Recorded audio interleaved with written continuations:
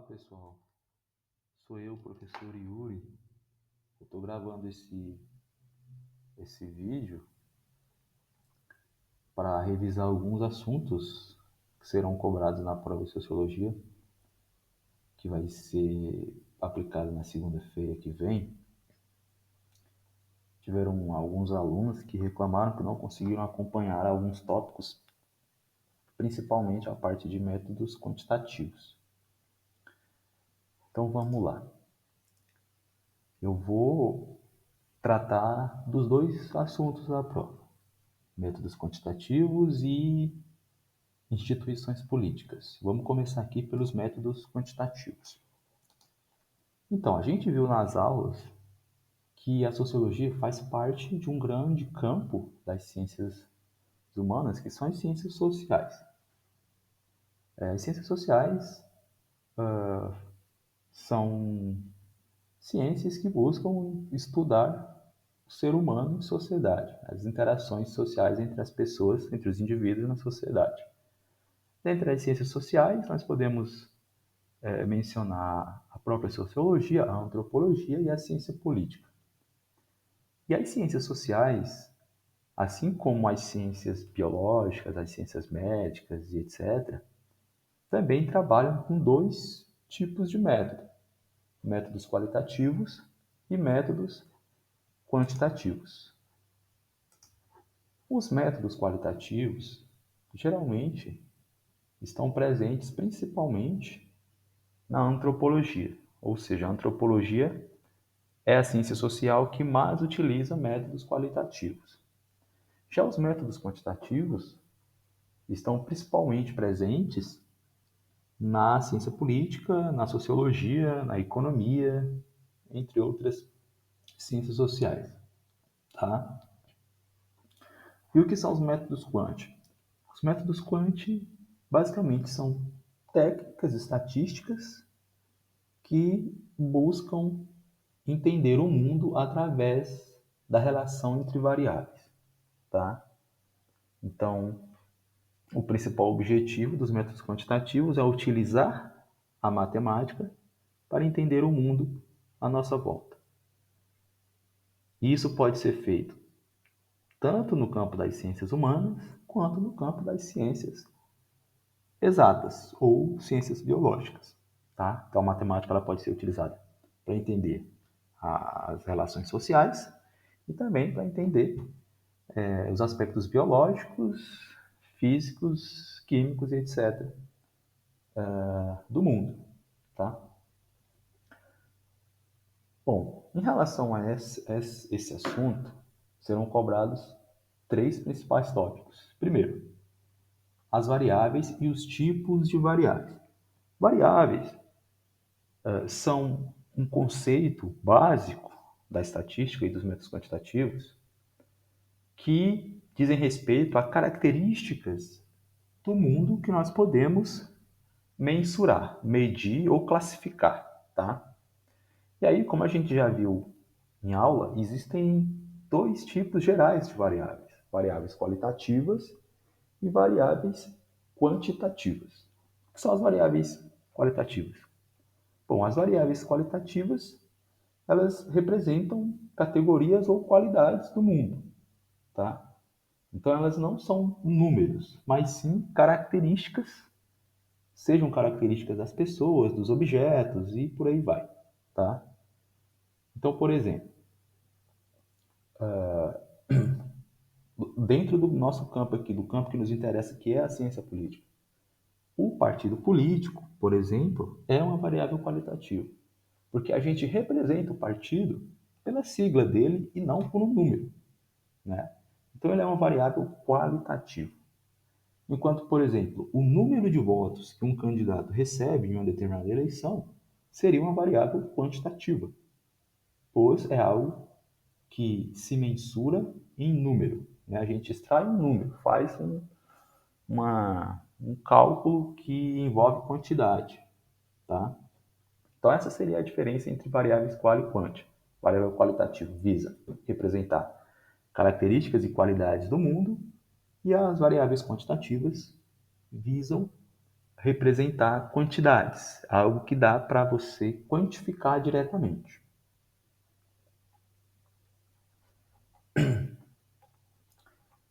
Então vamos aos exemplos.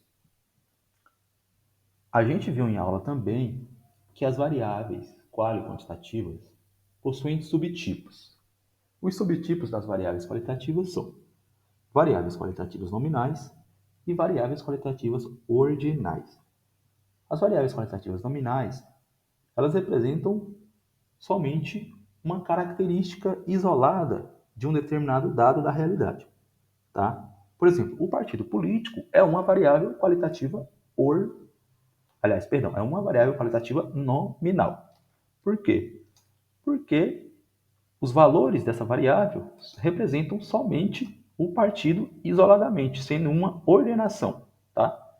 Então, PT, PSDB, MDB representam os partidos políticos em si, sem nenhuma relação de ordem com um outro partido, tá? Então, isso seria uma variável qualitativa nominal. Da mesma forma como, por exemplo, o sexo do candidato, masculino ou feminino, também seria uma variável qualitativa nominal, já que não existe nenhuma relação aí de ordem entre esses valores. Já a variável qualitativa ordinal é diferente.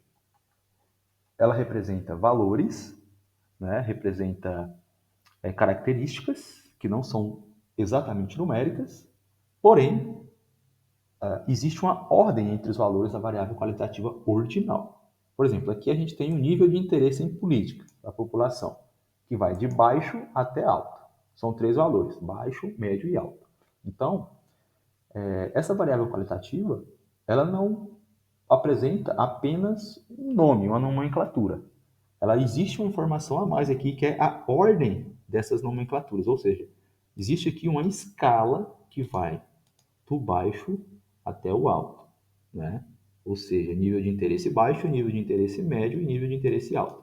Isso aqui é uma variável qualitativa ordinal, tá? Eu vou relembrar aquele exemplo que eu sempre dou em aula, que eu sempre dei em aula, que é o seguinte: a gente mede o desempenho de vocês através de uma variável quantitativa, que é a nota que a gente dá. A média é 6, a gente atribui uma nota específica em formato de número para vocês.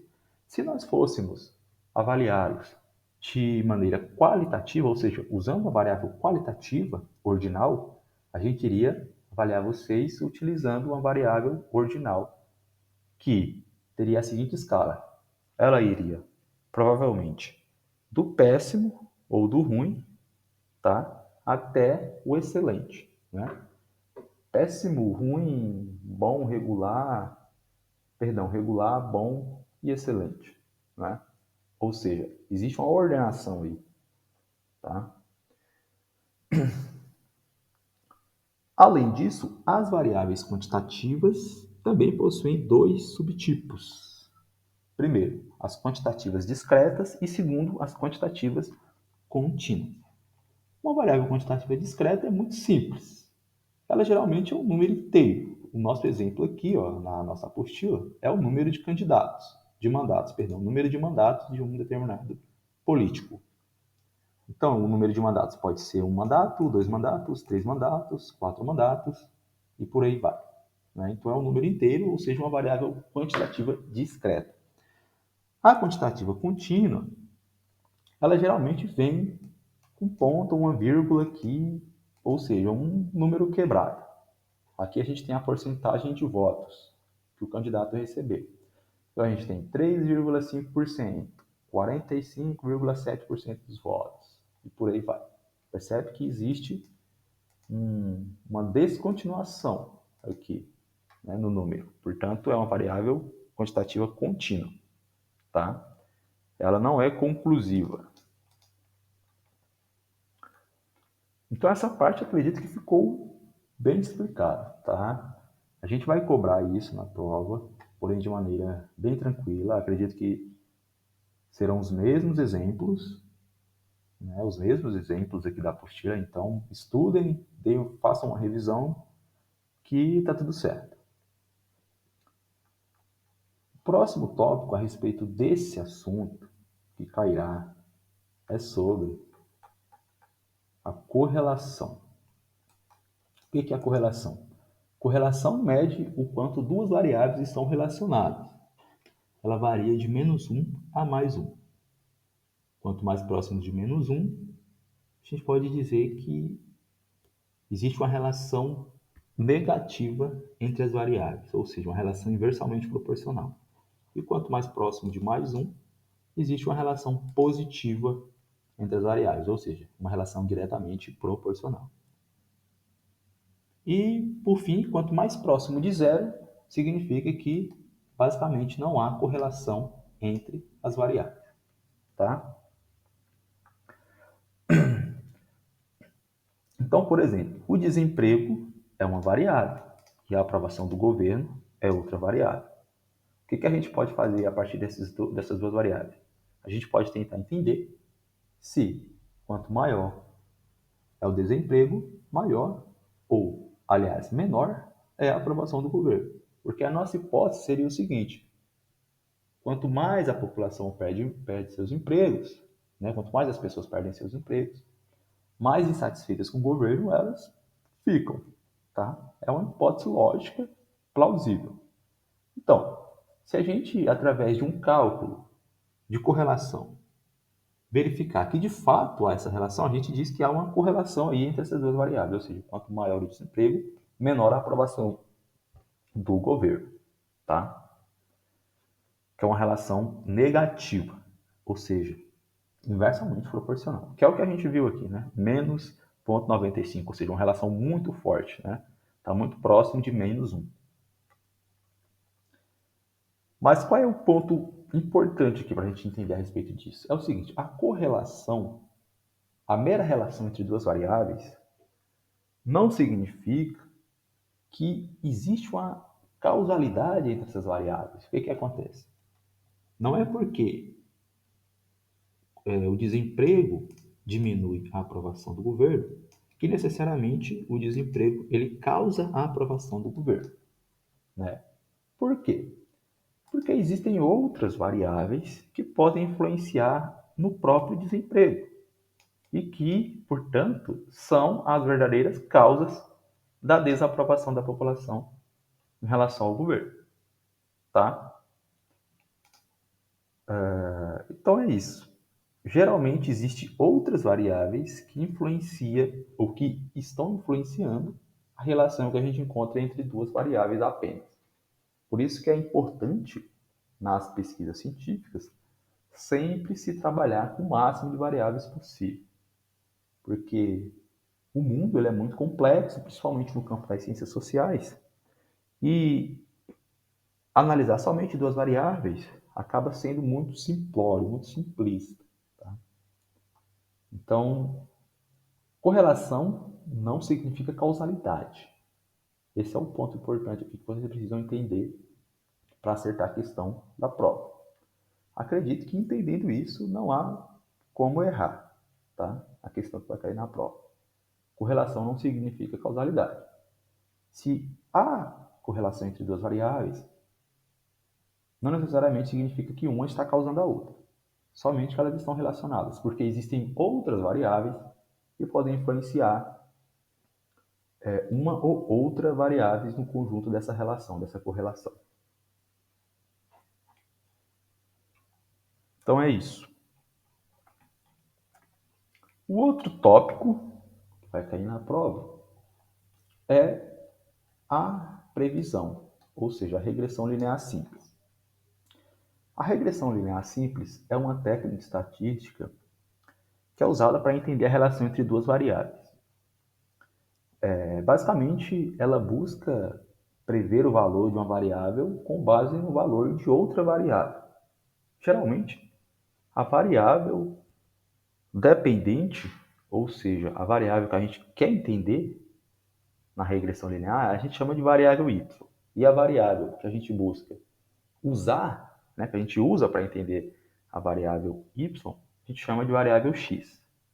Usando o nosso mesmo exemplo, se a gente está querendo entender a aprovação do governo através da taxa de desemprego, a gente está dizendo o seguinte: a aprovação do governo é a nossa variável y, tá? A aprovação do governo é a nossa variável y aqui na equação. E o desemprego é a nossa variável x aqui na equação, tá? Então, o que a gente vai tentar entender? Prever a aprovação do governo com base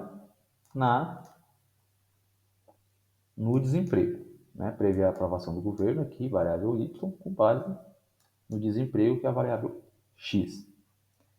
Então, a gente tem aqui o desemprego y, que é igual a mais ou menos, a depender da relação, dx, tá?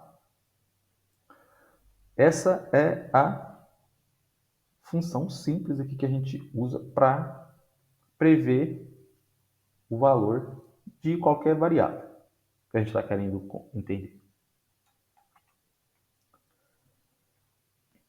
Então, no exemplo aqui da nossa apostila, nós utilizamos as mesmas variáveis da sessão anterior, que é a aprovação do governo e a taxa de desemprego. Então, o X, taxa de desemprego, e a aprovação do governo, e o Y, a aprovação do governo. O que vocês precisam entender aqui, basicamente, para responder a questão? Porque o cálculo vai ser muito simples. É o seguinte, vocês precisam entender o que é a inclinação e o que é o intercept, tá? Então é o seguinte, a inclinação significa o seguinte: o valor que aumentará em y quando ocorreu a mudança em x. Novamente, a inclinação significa o valor que aumentará em y quando ocorrer uma mudança em x, tá? E o intercept é o seguinte, significa o seguinte: o valor de y quando x for igual a zero. Então é o seguinte, no nosso caso aqui, a gente está tratando da aprovação do governo e do desemprego. Então, sempre que o desemprego for zero, a taxa de desemprego for 0%, o que acontece? A aprovação do governo ela vai estar em 85,47%, ou seja, uma aprovação muito alta porque o desemprego está em zero, tá? E sempre que o desemprego aumentar em 1%, a taxa de aprovação do governo vai cair em menos 5,11%, tá? É isso que representa essas duas informações aqui da nossa função, tá? Então, é o que está dizendo, por exemplo, intercept. Quando a taxa de desemprego é 0%, a aprovação do governo está prevista para ser 85%. Esse valor serve como um ponto de referência inicial. A inclinação. Para cada aumento de 1% na taxa de desemprego, a aprovação do governo diminui em aproximadamente 5,11%. Essa relação inversa é esperada, dado que o aumento do desemprego costuma reduzir a satisfação com o governo, tá? Então, traduzindo a nossa função, tá, com os nossos dados fictícios aqui, a gente teria exatamente essa configuração aqui, tá? Lembrando que o cálculo vai ser bem simples na prova, bem simples. Vocês terão que fazer usando a calculadora ou na mão mesmo, e chegando ao resultado vocês acertarão a questão. É algo muito simples. Atentem-se somente a essa explicaçãozinha aqui mais básica, tá? Então, a gente finaliza aqui essa parte de métodos quantitativos.